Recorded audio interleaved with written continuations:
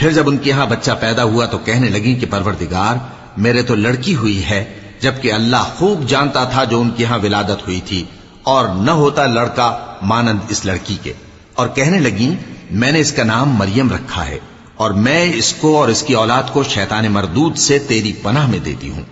تو اس کے پروردگار نے اس کو پسندیدگی کے ساتھ قبول فرمایا اور اسے اچھی طرح پرورش کیا، اور زکریا کو اس کا کفیل بنایا۔